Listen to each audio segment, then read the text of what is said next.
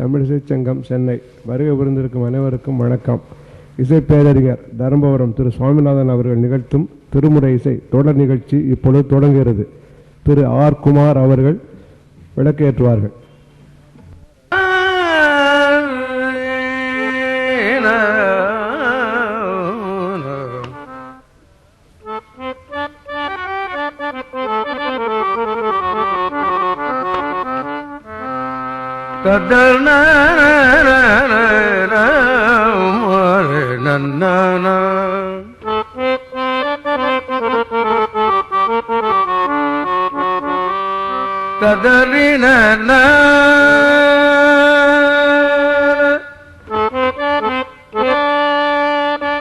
திருச்சிற்றம்பலம்.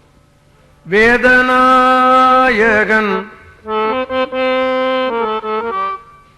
வேதியர் நாயகன் மாதின் நாயகன் மாதவர் நாயகன் ஆதிநாயகன்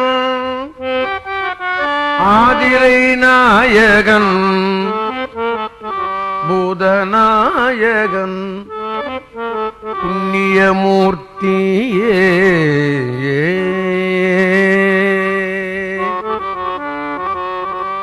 புண்ணியமூர்த்தியே வேதநாயகன் புண்ணியமூர்த்தியே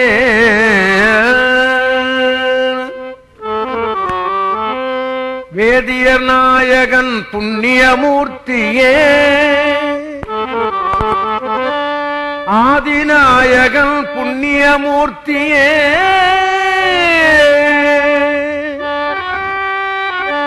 ஆதிரை நாயகன் புண்ணியமூர்த்தியே மாதின் நாயகன் புண்ணியமூர்த்தியே மாதவர் நாயகன் புண்ணியமூர்த்தியே பூதநாயகன் புண்ணியமூர்த்தியே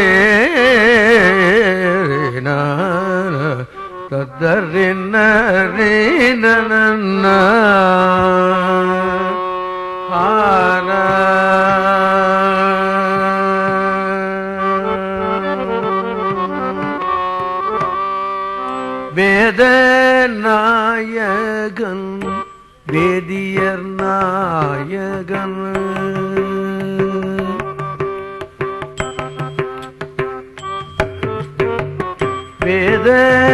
வேதநாயகன் வேதியர் நாயகன் வேதநாயகன் வேதியர் நாயகன் வேதநாயகன்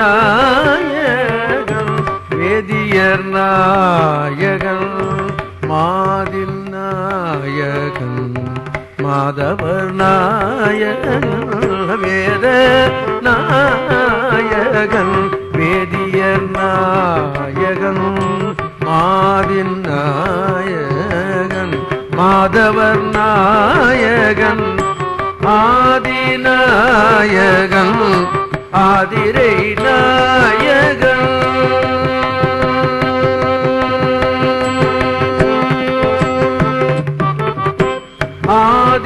ஆதிநாயகன் ஆதிரை நாயகன் ஆதிநாயகன் ஆதிரை நாயகன் ஆதிநாயகன் ஆதிரை நாயகன் ஆதிநாயகன் ஆதிரை நாயகன் பூதநாயகன் புண்ணியமூர்த்தியே ஆதிநாயகன் ஆதிரை நாயகன் பூதநாயகன் புண்ணியமூர்த்தியே வேதநாயகன் வேதியர் நாயகன் மாதின் நாயகன் மாதவர் நாயகன்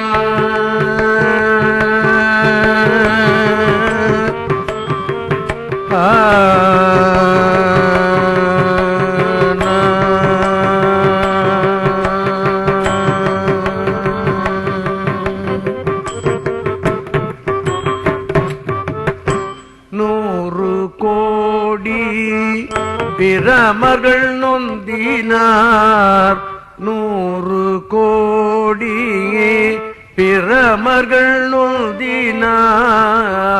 6 கோடி நாராயணர் அங்கனே 100 கோடி பிரமர்கள் நொந்தினார் 6 கோடி நாராயணர் அங்கனே ஏறு கங்கை மணலனில் இந்திரர்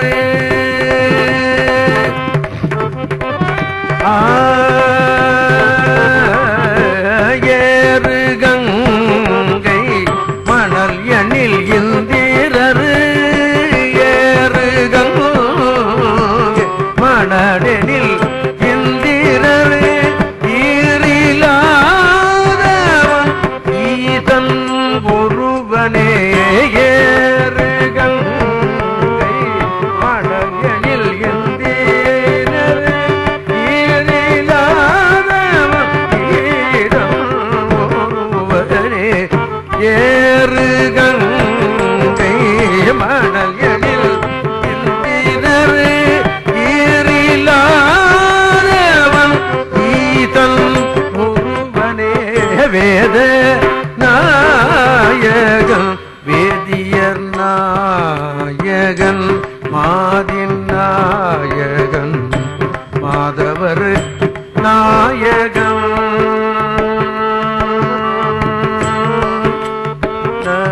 பதனித பவேத நாயகன் பததனித பதனித பனித பபரிகரி பபரிகரி பவேத நாயகன்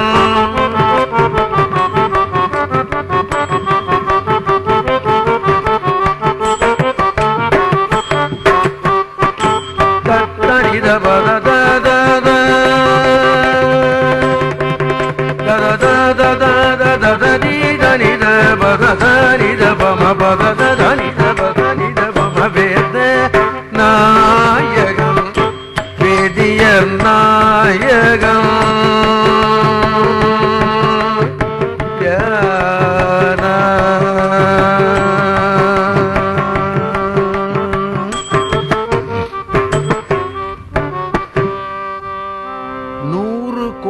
பிரமர்கள் நொந்தினார். இப்ப நான் பாடின பாட்டைத்தான் திருப்பி சொல்றேன். 100 கோடி பிரமர்கள் இறந்து போய்விட்டார்கள். அப்பர் வாக்கு சொல்றேன். 6 கோடி நாராயணர் அங்கனே. 6 கோடி நாராயணர்கள் இறந்து ஒழிந்தார்கள். இங்கே சமய சர்ச்சைக்கு நான் கொண்டு விட்டுவிடவில்லை. தேவாரத்தில் இருப்பதை சொல்லுகிறேன், அவ்வளவுதான். இல்லையா? ஏறு கங்கை மணல் எண்ணில் இந்திரன். கங்கை மணலை எண்ணினால் எத்தனை இருக்குமோ அத்தனை இந்திரர்கள் போய்விட்டார்கள். ஈரில்லாதவன் ஈருன்னா முடிவு, உங்களுக்கு தெரியும். ஈரில்லாதவன் ஈசன் ஒருவனே. ஈசன் சிவன். சிவன் ஒருவன் தான் பிறப்பு இறப்பு இல்லாத கடவுள் என்று பேச. நம்ம சமயம் மாத்திரம் இல்லை, வேற்று சமய நூல்கள் கூட சிவனுக்கு பிறப்பு இறப்பு கிடையாதுன்னு சிலப்பதிகாரத்தில் கூட வருது. பிறப்பில்லான் கோயில் அப்படின்னு. ஆக முடிவில்லாத கடவுள் சிவன் என்று சொல்லப்படுகிறது. இதுல அறவுரை நமக்கு. பாட்டை மறுபடியும் சொல்றேன். 100 கோடி பிரமர்கள் நொந்தினார், 6 கோடி நாராயணர் அங்கனே, ஏறு கங்கை மணல் எண்ணில் இந்திரர், ஈரில்லாதவன் ஈசன் ஒருவனே என்று அப்பர் சுவாமிகள் சொல்லுகிற நல்ல வாக்கு நமக்கு கிடைக்கிறது. அடுத்து 60 வயசானா சக்கியத்த பூர்த்தின்னு சொல்லுவாங்க. 70 சொன்னா பீவரத சாந்தின்னு சொல்றாங்க. 81 சொன்னா சதாபிஷேகம் சொல்றாங்க. சதாபிஷேகத்தையும் தாண்டி இருந்தவர் அப்பர் சுவாமி. 81 வயசு அவருக்கு. அந்த 81 வயசு கிழவன் சொன்ன அறவுரையில நாம ஒண்ணு பார்ப்போம். அவருடைய அவர் அப்படி இருந்திருக்க மாட்டார், நமக்காக சொல்லி வைத்திருப்பார் என்றுதான் எல்லோரும் சொல்லுகிறார்கள். நானும் அதனைத்தான் சொல்லுகிறேன்.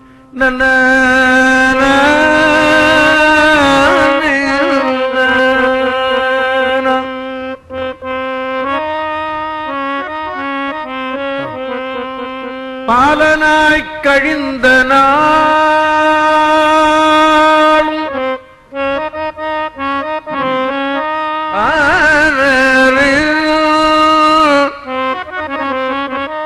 பனிமலர் கோதை மார்மேலனாய் கழிந்த நாளும்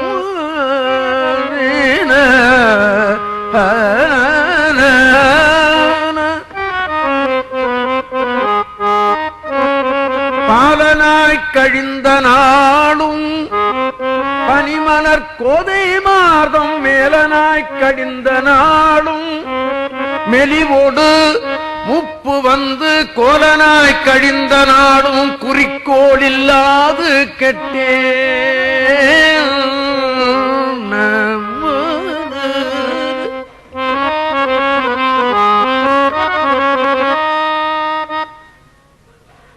அப்படின்னு சொல்லி வருத்தப்படுறார்.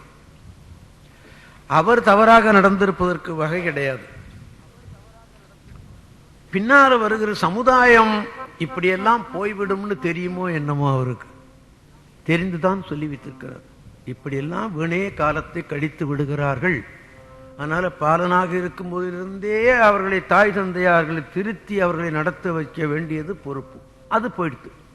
பின்னால பெண்ணின்பம், காசு, பதவி இதுல போயிடுது. அப்புறம் வயசாயிடுதுன்னு சொன்னா கேட்கவே வேண்டாம். பேசவும் முடியாது,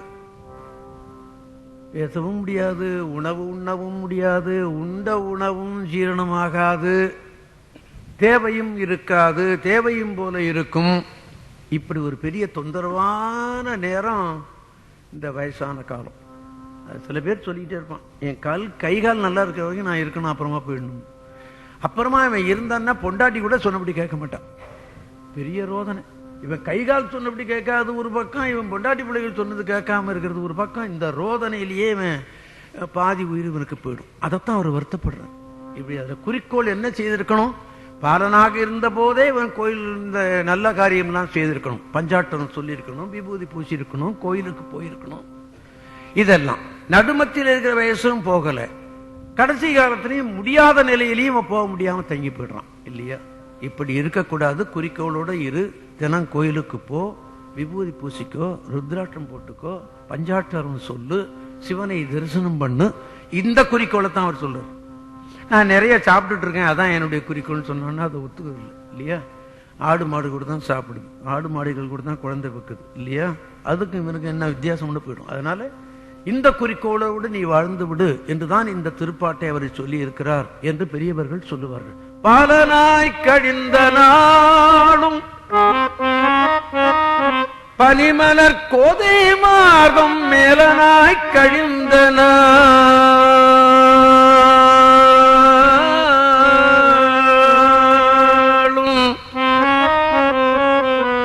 மெலிவோடு முப்பு வந்து கோலனாய் கழிந்த நாளும் குறிக்கோள் இல்லாது கெட்டேன். பாலனாய் கழிந்த நாளும் குறிக்கோள் இல்லாது கெட்டேன். பனிமலர் கோதை மார்தம் மேலனாய் கழிந்த நாளும் குறிக்கோள் இல்லாது கெட்டேன். மெலிவோடு முப்பு வந்து கோலனாய் கழிந்த நாளும் குறிக்கோள் இல்லாது கெட்டேன். செலுலாம் படனவேலி திருக்கொண்டீச்சரத்துள்ளானே, திருக்கொண்டீச்சரத்துள்ளானே, திருக்கொண்டீச்சரத்துள்ளானே, திருக்கொண்டீச்சரத்துள்ளானே. பாலனாய் கழிந்த நாளும் பனிமலர் கோதை மாறும் மேலனாய் கழிந்த நாளும் வெளிவொடு மூப்பு வந்து பாலனாய் கழிந்த நாளும் பனிமலர் கோதை மாறும் மேலனாய் கழிந்த நாளும் வெளிவொடு கோலனாய் கழிந்த நாளும் கோலனாய் கழிந்த நாளும் குறிக்கோள் இல்லாது கெட்டேன் கோலனாய் கழிந்த நாளும் குறிக்கோள் இல்லாது கெட்டேன் சேனுலாம் பழனவேலி திருக்கொண்டீச்சரத்துளாலே சேனுலாம் பழனவேலி திருக்கொண்டீச்சரத்துளாலே கொண்டீச்சரத்துளாலே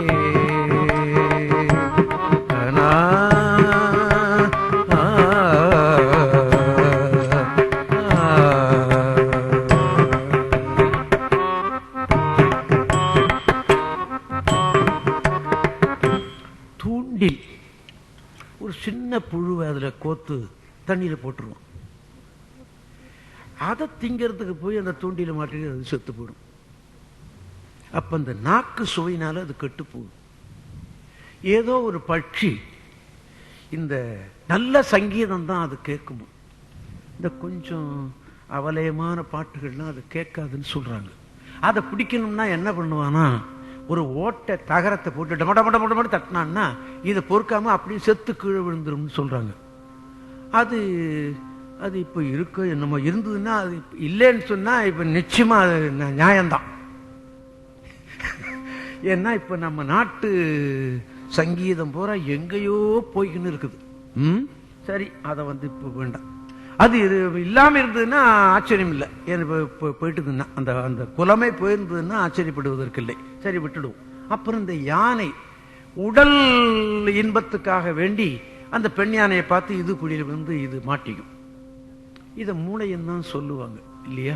நாக்கு சுவையினால கெட்டு போகாது, செவி சுவையினால கெட்டு போகாது, உடம்பு சுவையினால கெட்டுப்படாது. அப்படி இதே மாதிரி இன்னொரு பாட்டு அப்பருடைய பாட்டு. இந்த அறவுரைகள் அப்பர்கிட்ட தான் நிறைய வருகிறது. சம்பந்தர்கிட்டையும் வருது, இல்லைன்னு சொல்லல. அதை விட நான் அப்பர்கிட்ட ஜாஸ்தி தான் வருது. என்னுடைய கணிப்பு அப்படி. இன்னொரு பாட்டு பார்க்கலாம். நல்ல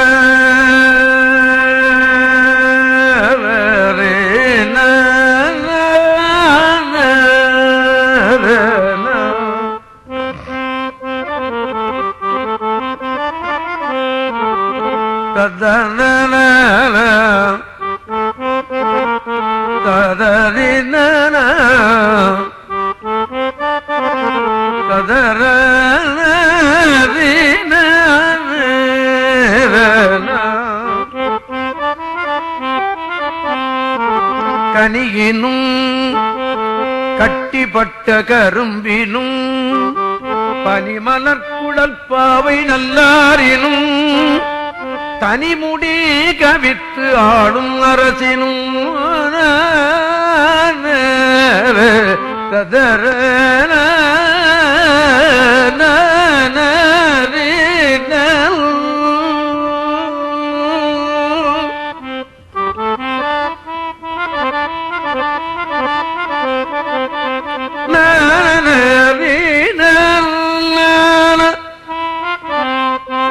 இந்த பாட்டெல்லாம் எனக்கு 81 ஆகும்போது நான் பாடி பார்க்கணும் அப்படின்னு நினைக்கிறேன். அப்ப எப்படி இருக்கும் அப்படின்னு எண்ணி பார்த்தேன்னா, என் உடல்ல ஒரு நடுக்கம், குடல்ல ஒரு நடுக்கம் இருக்கும் அப்படின்னா வரும். இப்படித்தான் அவர் சொல்லியிருப்பார் அப்படின்னு நான் எண்ணி நினைக்கிறேன். எவன் கேட்டு இருக்க போறான்? நல்ல வேளையா எழுதி வச்சான் யாரோ ஒரு பெரியவன். ராஜராஜ சோழன் எடுத்து கொடுத்தான் அந்த புண்ணியவான். ராஜராஜ சோழன் இல்லைன்னா இந்த பாட்டு நமக்கு கிடைக்குமா? நாம கவலைப்படல இன்னைக்கு இல்லையா? தமிழ் இசை தந்து விட்டு போனானே அந்த பெரியவன், எண்ணி பார்க்கிறோமா நாம? இல்ல.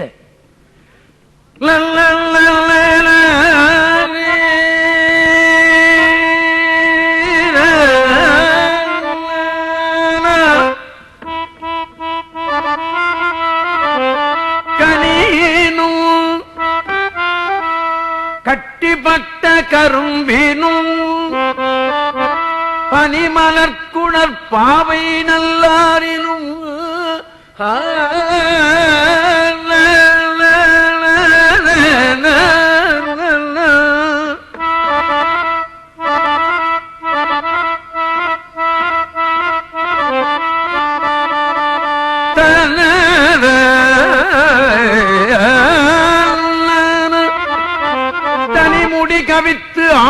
அரசினும் இனியல்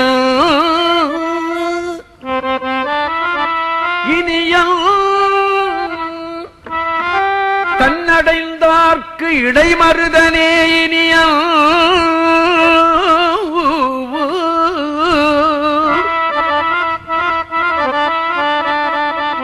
தன்னடைந்தார்க்கு இடைமருதனே கனியினும் இனியல் கனியினும் இனியல் கட்டிப்பட்ட கரும்பினும் இனியல் இடைமருதனே கட்டிப்பட்ட கரும்பினும் இனியல் இடைமருதனே பனிமலர்குடற் பாவை நல்லாரினும் இனியல்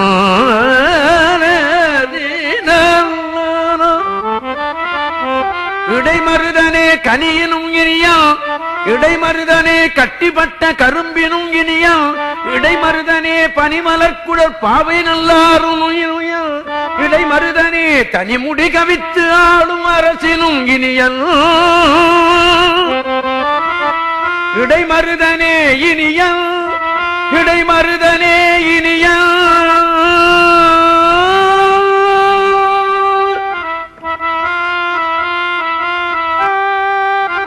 இடைமருதனே இனியம். அந்த இடைமருதன் இனியன்னு சொல்லியிருந்தாருன்னா கூட அவ்வளவு இனிப்பு இருக்காது. இடைமருதனே இனியம், அந்த ஏகாரத்துக்கு இருக்கிற ஒரு கௌரவம். அவன் தாண்டா இனியவன்.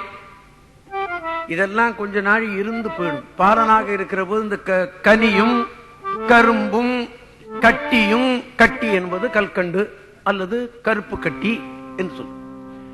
அப்புறம் கொஞ்சம் வயசாக விட்டு இந்த பெண் இன்பம் தனி பனிமலர்குடல் பாவை நல்லாரினும் இனியன். இதை மாத்திரம் அவர் சொல்லிட்டு போனாரு. இன்னும் எத்தனையோ இனிப்பு இவன் போய் கெட்டு போறான் இல்லையா? யார் சொல்றது? சொன்னா கேட்பானா? கடவுளா வந்து அவனை திருத்தினாத்தான் உண்டு. மனிதன் சொல்லி திருந்த மாட்டான் இல்லையா? நாம கடவுள்கிட்ட தான். அதனாலதான் எல்லாத்தையும் கடவுள்கிட்டே ஒப்படைச்சாங்க போல் இருக்கு. அவங்கெல்லாம் நமக்கு ஒப்படைக்க தெரியல. நாம சொல்லி சொல்லி கெட்டு போறோம். அந்த தனிமுடி கவித்து ஆளும் அரசனும் என்பது சொத்து சேர்க்கிறது, பதவிக்கு வருவது, அதெல்லாம் விட இனியவன் இருந்தாண்டா அப்படின்னு சொல்றார் சுவாமி. எவ்வளவு அற்புதமான பாடல்! இதை சொன்னா இன்னைக்கு இருக்கு மனித வர்க்கம் எண்ணுமா? கிடையாதுரா. நான் ஒரு மந்திரியா இருக்கணும், இல்லை எம்எல்ஏவா இருக்கணும், அப்படி பதவியில இருக்கணும், பதவியில இருந்து நல்லதை பண்ணணும்னு நினைக்கிறவங்க எத்தனை பேர் இருப்பாங்கன்னு நான் என்னுடைய வயசுக்கு நான் எண்ணி பார்த்தேன்னா என்னால சொல்ல முடியல. பதவியில இருப்பவர்கள் மனித சமுதாயத்திற்கு அல்லது உலகத்திற்கு அல்லது நாட்டுக்கு நன்மை செய்வார்களா அப்படின்னு எண்ணி பார்த்தா இன்னைக்கு எத்தனை மனிதன் தேர்வான் அப்படின்னு என்னுடைய கணிப்பு. நீங்கள் என்ன நினைக்கிறீங்களோ எனக்கு தெரியாது. என்னுடைய கணிப்பு நான் சொல்ல மாட்டேன். அத நினைத்தால் கூட மனித சமுதாயம் இப்படியே போய்கிட்டு இருந்ததுன்னா என்ன ஆகும் அப்படின்னு நினைச்சு பார்த்தா உருசாமாகன மாதிரி ஆயிடுமோ அப்படின்னு கூட நினைக்கிற அளவுக்கு இருக்கிறது. ஒரு மனிதன் இன்னொரு மனிதனுக்கு துன்பம் செய்வதே தொழிலாக தான் இருக்கிறான். இவனை யார் திருத்துறது? கடவுள் தான் திருத்தம் இல்லையா? இதைத்தான் நாம வேண்டும். அதைத்தான் சுவாமி சொல்றார். தனிமுடி கவித்து ஆளும் அரசினும் இனியல் தன்னடைந்தார்க்கு இடைமருதனே இனியல்.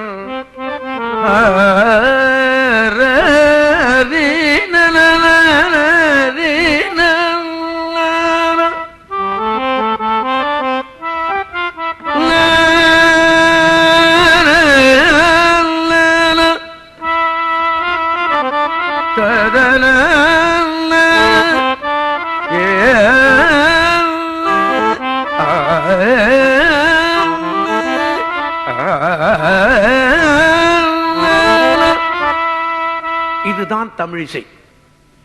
நான் அதுக்கு அண்டையிலிருந்து இன்னை வரைக்கும் தமிழிசை என்பது தேவாரம் தான் தமிழிசை, அதற்கப்புறம் தான் பாக்கி எல்லாமே என்று சொல்லிக் கொண்டிருக்கிறேன் இங்க.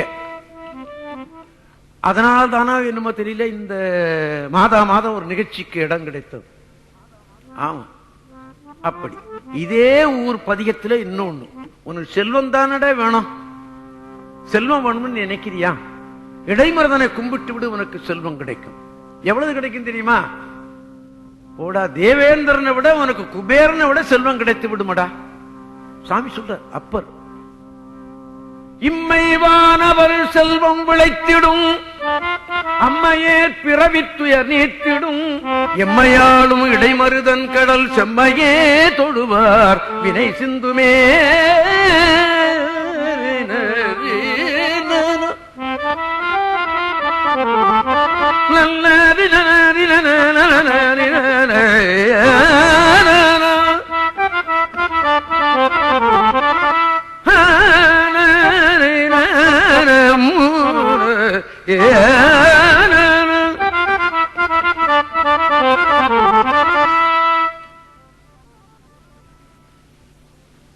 இப்படி ஒரு அறவுரை.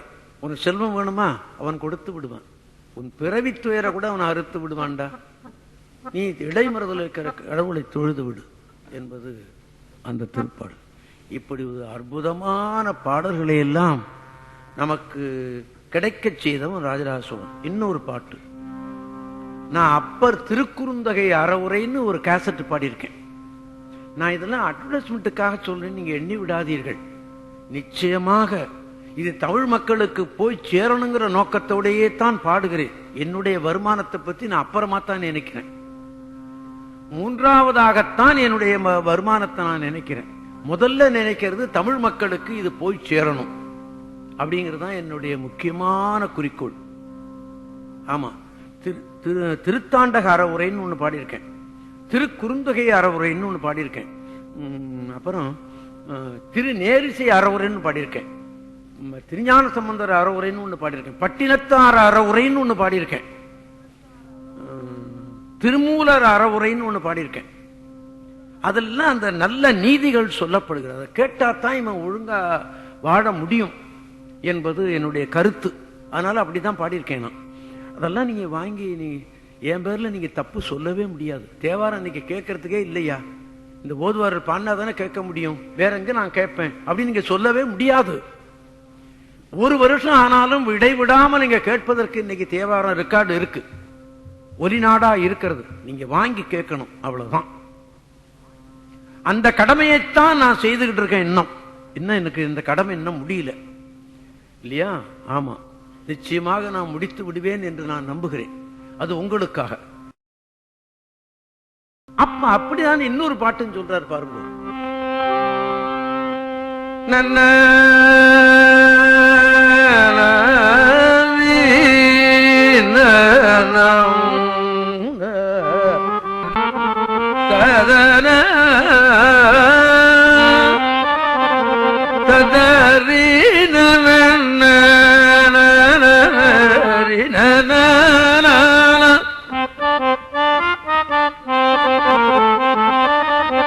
தொழுது தூமலரு தூவி துதித்து நின்று அழுது காமுற்று அரற்றுகின்றாரையும் பொழுது போக்கி புறக்கணிப்பாரையும்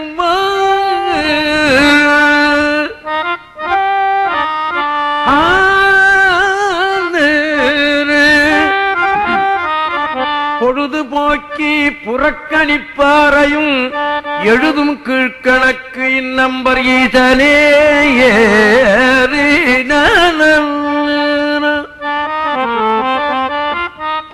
இதனுடைய பொருள் என்ன? நீ செய்கிற புண்ணியத்தையும் பாவத்தையும் சிவனே கணக்கு எழுதி கொண்டிருக்கிறான் என்பதுதான் இதனுடைய பொருள். அதுக்காக இவர் என்ன சொல்லிவிட்டாரு? உன்னை துதிக்கிறவனையும் நீ கணக்கு எழுதி வைத்துக் கொண்டிருக்கிறாய், உன்னை இகழவனையும் நீ கணக்கு எழுதி வைத்துக் கொண்டிருக்கிறாய் என்பதுதான் இதனுடைய பொருள். இங்க எரிகிற லைட்டினுடைய கணக்கு எங்க இருக்கிறது? எங்கேயோ ஒரு மூலை இருக்கிற மீட்டர்ல அந்த கணக்கு வந்து விடுகிறது. மாதம் முடிந்தா அங்க வந்து அவன் மீட்டர் எழுதி சொல்லிட்டு போயிட்டான்னா சரியா போச்சு. அதுபோல கடவுள் எங்கேயோ இருக்கிறான், எங்கேயோ கோயில்ல மாத்திரம்தான் இருக்கிறான்னு நாம எண்ண முடியாது. அப்படி எண்ணுனா தவறு. புறம் திரிந்த செல்வமே நறுவர் மாணிக்கவாசகர். என் பக்கத்திலேயே நீ போய்கொண்டிருக்கிறதை நான் பார்க்கிறேன். பக்கத்திலே போயிட்டு இருக்கிறவனை பார்த்தா நமக்கு இவ்வளவு பாவம் செய்ய தோணுமா? அந்த நினைப்பு நம்மளுக்கு இல்லை, அதனால செய்யறோம். அதத்தான் சாமி சொல்றார். உன்னை இகழறவனை நீ கணக்கு எழுதி வைத்துக் கொண்டிருக்கிறாய், உன்னை போற்றுகிறவன் நீ கணக்கு எழுதி, ஏன் வேற ஒருத்தனை விட்டு எழுதப்படாதா, இவரே ஏன் எழுதினார் அப்படின்னு சொன்னா, கணக்கு எழுதுறவங்களுக்கு தெரியும் தானே எழுதுறதுதான் உண்மையான கணக்கு இல்லையா? கணக்கு எழுதுகிறவர்களுக்கு தெரியும் தானே எழுதுகிற கணக்கு தான் உண்மையான கணக்கு. வேற ஒருத்தன் கணக்கு எழுதுறது தயார் செய்யப்பட்ட கணக்கு அல்லவா? இதை பத்தி நான் விளக்கமா சொல்ல வேண்டாம் இல்லையா? இது நாம அனுபவிக்கிறோம். ஆக இந்த கணக்கு அவனே எழுதி வைத்துக் கொண்டிருக்கிறான். அதுல தப்பு வருவதற்கு வகையே கிடையாது. என்னைக்கோ ஒரு நாளைக்கு இந்த கணக்கு படிக்கப்படும், அன்னைக்கு நீ மாட்டிக்கொள்ளுவாய் இல்லையா? ஆமா. ராமகிருஷ்ண பரமஹம்சர் கதையில ஒரு கதை ஒண்ணு உண்டு. இந்த விவேகானந்தா கிட்ட அவருக்கு ரொம்ப பிரியம். அவர் என்ன பண்ணாரா, பாக்கி இருக்கிற அடியார்கள்லாம் என்னடா விவேகானந்தா மாதிரி தான் தலையை தூக்கி வச்சுட்டு ஆடுறாரு சாமி அப்படின்னு நினைத்தாராம். இதுக்கு ஒரு விடை காணணும்னு நினைச்சார் சுவாமி. என்ன பண்ணாராம், ஒரு 10 வாழைப்பழத்தை கொண்டு வர சொல்லி 10 பையங்கள்ட்டையும் கொடுத்து 10 அடியார்கள்ட்டையும் கொடுத்து, இந்தா இதை எடுத்தும் போ, இதை கொண்டு போய் ஒருத்தரும் இல்லாத இடத்துல எடுத்துட்டு வா போ. அவன் எடுத்து போட்டான். இன்னொருத்தன் வந்து இந்தா இந்த வாழைப்பழத்தை எடுத்து இதை ஒருத்தரும் இல்லாத இடத்துல போய் தின்னுட்டு வா. இப்படி 10 பேரும் போயிட்டான். கடைசியில் இவர் வந்தார், விவேந்தா, இந்தாப்பா இந்த வாழைப்பழத்தை எடுத்தும் போ, ஒருத்தரும் இல்லாத தின்னுட்டு வா. ஒருத்தன் போய் தின்னு விட்டு வந்தான். டேய் வாழைப்பழம் சாப்பிட்டியாடா? சாப்பிட்டேன். ஒருத்தரும் தெரியாம, ஒருத்தரும் தெரியும் எங்க சாப்பிட்டேன். ஒரு ரூம்ல கதவெல்லாம் சாத்தி விட்டு ஜன்னல்லாம் சாத்தி விட்டு ஒரு போர்வையை போட்டு நல்லா போத்திக்கின்னு அது உள்ள இருந்து சாப்பிட்டேன். ஒரு பயலும் பாரு, சபாஷ் கெட்டிக்காரன்டா நீ, சரி இப்படி நில்லு. இன்னொருத்தன் வந்தான், ஏடா நீ சாப்பிட்டியாடா? சாப்பிட்டு. எப்படி சாப்பிட்டு? தோட்டத்தில் இருக்கிற கிணத்துக்குள்ள தண்ணிக்குள்ள போய் மூழ்கினு, தண்ணிக்குள்ள மூழ்கிட்டு தின்னுட்டு வந்துட்டேன். ஒருத்தரும் பார்க்கணும், ஓஹோ ரொம்ப கெட்டிக்காரன்டா நீ. இப்படி ஒருத்தன் ஒன்று சொல்லிட்டு வந்தான். கடைசியா விவேகானந்தா வந்தார். அவர் இந்த வாழைப்பழத்தை கையிலேயே எடுத்துட்டு வந்துட்டார். ஏண்டா விவேகானந்தா நீ சாப்பிடலையா அப்படின்னாரு. ஒருத்தரும் இல்லாத இடம் எனக்கு அம்பில்ல, எங்கை பார்த்தாலும் நீங்கள் என்னை பார்த்து கொண்டே இருக்கிறீர்கள், காளி என்னை பார்த்து கொண்டே நிற்கிறாள், எங்க பார்த்தாலும் நீங்கள் நிக்கிறீங்க, நீங்க இல்லாத இடமே எனக்கு அம்பில்ல, இதற்கு வாழைப்பழம் நீங்களே வச்சுக்கிட்டான் என்று சொல்லுவது உங்களுக்கும் தெரியும் தானே, எனக்கும் தெரியும் தானே. அப்ப எங்கேயும் இருக்கிற கடவுள் இந்த கணக்கை நிச்சயமாக எழுதி கொள்வான் தானே. என்னைக்காவது எழுதிவிட்டானே, எழுதிய கணக்கு படிக்கப்பட்டால் என்ன ஆகும்? மகாத்மா காந்தி சொன்னார், நீ நினைப்பதெல்லாம் வெளியே சொல்லு பார்க்கலாம் அப்படின்னார். முடியுமா? முடியுமான்னு நினைப்பதெல்லாம் வெளியே சொல்ல முடியுமா? சொன்னா அந்த மனித சமுதாயம் நம்மளை வாழ விடுமா? முடியாது. அப்படி போக்கிர்த்தனமான எண்ணங்கள் நாம எண்ணுகிறோம் என்று அர்த்தம் இல்லையா? ஆமா. அது வாரியார் சாமி சொல்லுவார், வீட்டுல ரொம்ப பேர் சொல்லிக்காம போறானே, என்ன காரணம் அப்படின்னா அவன் போற இடம் சொல்லிட்டு போகாத இடம், அதனால அவன் சொல்லாம போறான் இல்லையா? ஆமா. அவன் எங்க போறான்னு சொல்ல முடியுமா? வேற எங்கேயாவது போவான், குடிக்க போவான், ரெண்டா குத்தியா வீட்டுக்கு போவான், அதை சொல்ல முடியுமா? அவள்கிட்ட சொன்னா இவனுக்கு வீட்டு நுழைய முடியுமா? அதனால அவன் சொல்லக்கூடாத இடத்துக்கு போறான், அதனால சொல்லிக்காம போறான் பார் வாரியார் சாமி. ஆக கணக்கு எழுதப்படுகிறது. என்னைக்கோ ஒரு நாளைக்கு இந்த கணக்கு படிக்கப்படுமே, ஆனால் நீ மாட்டிக்கொள்ளுவாய், ஜாக்கிரதை அப்படின்னு நமக்கு அறவுரை சொல்றாருன்னு தான் நான் நினைக்கிறேன். என்னுடைய எண்ணத்தை தான் நான் சொல்லுகிறேன். அது தவறாக இருக்கும்னு நீங்க எண்ணி விடாதீர்கள். நான் சொல்லுகிற முறையில வேணா கொஞ்சம் தப்பு இருக்கலாம் தவிர, ஆனா கணக்கு என்னமோ தப்பு இல்லை. நீங்க உங்கள்கிட்ட சொன்னா நீங்க வேற ஒரு சில சொல்லுவீங்க, ஆனா ஆன்சர் ஒண்ணுதான். கடைசியில் 5 4 9 தான், 4 5 9 தான். கரெக்ட் இல்லையா? ஆமா. மறுபடியும் பாட்டை சொல்லுகிறேன். நல்ல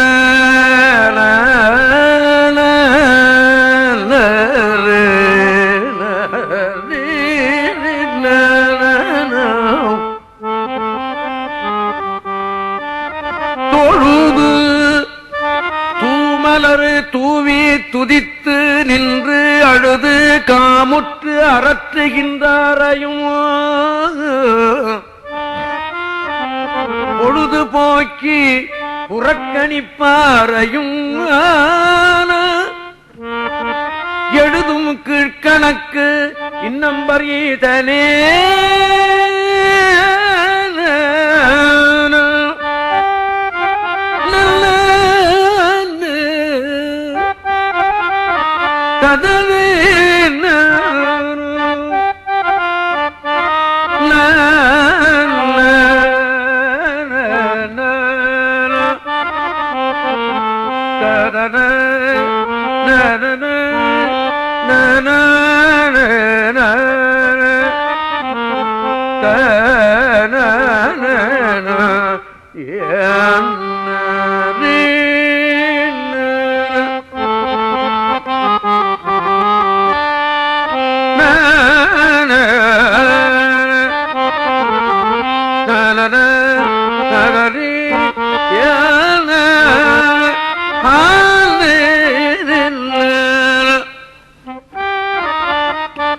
தமிழிசைக்கு என்றே இந்த சங்கம் ஏற்படுத்தப்பட்டது. ராஜாசர் அண்ணாமலை செட்டியார் சங்கம் ஏற்படுத்தியது. இந்த இடத்தை தேர்ந்தெடுத்தாரு பாருங்க. இப்படி ஒரு இடம் கிடைக்குமா? பஸ்ஸை விட்டு எந்த ஊர்ல இருந்து வருகிற பஸ்ஸும் இங்கதான் வரும். பஸ்ஸை விட்டு இறங்கினான்னா அப்படி வந்துடலாம். இதை விட்டு வெளியே போனா எந்த ஊருக்கு வேணாலும் போகலாம். டவுன்ல எங்களுக்கு வேணாலும் போகலாம், வெளியூருக்கு போனாலும் போகலாம். இந்த இடம் தேர்ந்து எடுத்தது தான் எனக்கு ரொம்ப ஆச்சரியமான அந்த மனிதனுடைய பேர் அறிவை எண்ணி எண்ணி பார்க்கிறேன். நான் எத்தனையோ இடத்துக்கு போய் பாடுறேன்.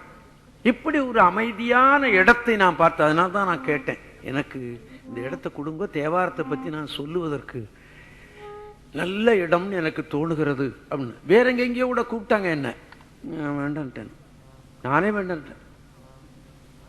அதனால அவர்களை புறக்கணிக்கிறேன் என்று அர்த்தம் இல்லை. இப்படி ஒரு சென்டர் கிடைக்க, அப்படி ஒரு கட்டடம், இப்படி ஒரு இடம். இந்த தேவார பன்னிசை ஆராய்ச்சின்னு ஒன்று நடத்துகிறார்கள் இங்கே. இது 50வது ஆண்டு நடத்துகிறார்கள். அதில் தேவாரத்தை பத்துரை கட்டுரைகள், இசை சம்பந்தமான கட்டுரைகள் அத்தனையும் 22, 23, 24, 25 அதில் பன்னிசை ஆராய்ச்சி கூட்டம்னு நடத்துகிறார்கள். இது 50வது ஆண்டு. தேவார ஓதுவார்கள் நிறைய வருகிறார்கள். மத்திய காலையிலையும் உண்டு, மத்தியானமும் உண்டு, சாரட்சியும் உண்டு. இப்படி தேவார இசை நிறைய நடக்க இருக்கிறது இங்கே. இந்த வருஷம் திருமுறை இசைவாணர் காஞ்சிபுரம் விநாயகம் அவர்களுக்கு இசை பேரறிஞர் பட்டம் கொடுக்குறாங்க. கையத்தான் தட்டுங்களேன். தமிழையே பாடிக்கொண்டு இருக்கிற விநாயக முதலியாருக்கு கொடுக்குறாங்க. விநாயக முதலியார் கிட்டத்தட்ட எனக்கு தெரிந்து 60 வருஷத்துக்கு கிட்டத்தட்ட அவர் பாடிக்கொண்டிருக்கிறார்.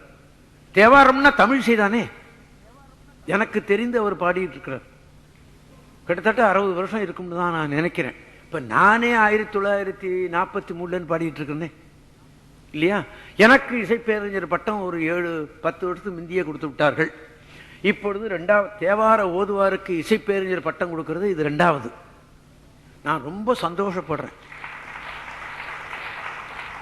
ஆமா, நான் தேவாரம் தான் தமிழிசை, அப்புறம்தான் பாக்கியெல்லாம் நான் சொல்லிக் கொண்டிருந்ததுக்கு இருப்பதற்கு எனக்கு ஆதாரம் கிடைத்து விட்டது அப்படின்னு தான் நான் சந்தோஷப்படுறேன். இந்த வருஷம் காஞ்சிபுரம் விநாயக முதலியாருக்கு அந்த பட்டம் கிடைக்கிறது. தேவாரமும் தெரியும், நன்றாக சங்கீதமும் தெரியும் அவருக்கு. ஆமா, நான் கூட முதல்ல தேவாரத்தை படிச்சு விட்டு சங்கீதம் இல்லாட்டி போனா இதை நம்ம ஒழுங்கா பாட முடியாதுன்னு சொல்லி தான் மறுபடியும் சங்கீதமும் படித்தேன். அண்ணாமலை பல்கலைக்கழகத்துக்கு போய் அதுல ஒரு 5 வருஷம் படித்தேன், இதுல ஒரு 5 வருஷம், 10 வருஷம் படாத பாடுபட்டு படித்தேன். ஆமா, அப்பத்தான் நம்ம தமிழிசையை ஒழுங்கா பாட முடியும். அதுக்கெல்லாம் நீங்க தவறாமல் இந்த பன்னிசை ஆராய்ச்சிக்கெல்லாம் வந்து இருக்கணும் என்பது என்னுடைய சொந்த எண்ணமும் கூட, சங்கத்தாருடைய எண்ணமும் கூட. அதுக்காக நிகழ்ச்சி நிரல் வெளியிட்டு இருக்கிறார்கள். நீங்க வெளியில போகும்போது ஆபீஸ்ல கேட்டா நிச்சயமா தருவார்கள். நீங்க எல்லாம் தவறாம வர வேண்டும் என்பதுதான் சங்கத்தாருடைய எண்ணமும் கூட, என்னுடைய எண்ணமும் கூட. தவறாது வந்து இந்த பன்னிசை ஆராய்ச்சி கூட்டத்தை சிறப்பிப்பீர்கள் என்று நான் நம்புகிறேன் என்று சொல்லி, ராஜராஜ சோழன் தேவாரத்தை எடுத்து விட்டார்கள். அதனை எப்படி பாடுவது, அதை ஒழுங்கா பாடினால்தான் அது ஆண்டவன் செவிக்கு போய் சேரும் என்று எண்ணினான் அந்த பெரிய மகா தவத்தவன். இப்போ ஏன் இப்ப நீங்க எல்லாம் கூட என்னமோ மாதிரி தானே பாடுறீங்க, தவறு பண்ணுகிறோம் என்று நினைத்துத்தான் செய்கிறோம். நிச்சயமாக எல்லா இடத்திலும் அந்த தவறை நான் செய்வதில்லை. ஆமா, அதற்குன்னு ஒரு உரிய இசை இருக்கிறது அல்லவா? அது முக்கியமான இடத்துல நிச்சயமாக அதிலிருந்து நான் தவறவே மாட்டேன். ஆண்டவனுக்கு முன்னாலே, பெரியவர்களுக்கு முன்னாலே அந்த தவறு நான் செய்வது இல்லை. தவறுதான். என்னமோ பைத்தியகாரத்தனமா சில வேளையில செய்துகிட்டு இருக்கிறோம். அதெல்லாம் மன்னிக்க தகுந்த குற்றம் என்று என்னுடைய எண்ணத்தில் உண்டு. அதனால்தான் ராஜராஜ சோழன் சுவாமியவே கேட்டான், சுவாமி இத பண்ணென்று குறிக்கப்பட்டிருக்கிறதே எப்படி பாடுறது? அது நான் போன வாரமே உங்களுக்கு சொன்னேன்.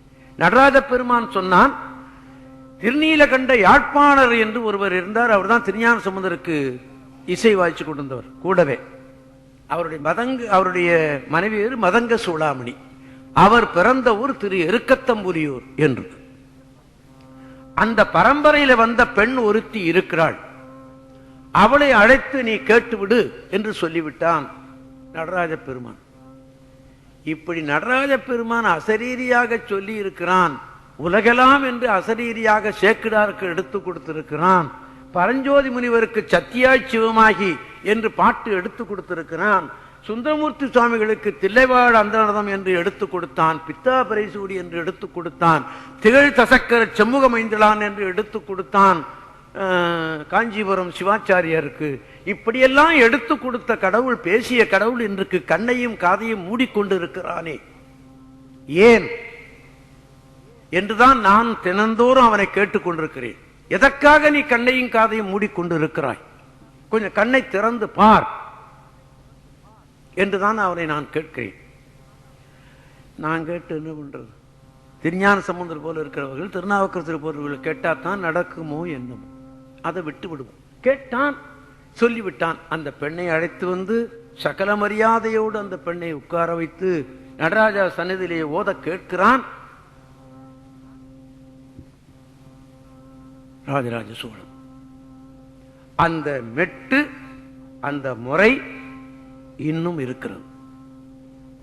அந்த இன்னும் இருக்கிறதை காப்பாற்றி வைத்துக் கொண்டிருக்கிறவர்கள் யார்? ஓதுவார்கள். இந்த ஓதுவார்களுக்கு சமுதாயத்திலே மரியாதை இருக்கிறதா என்று பார்த்தால்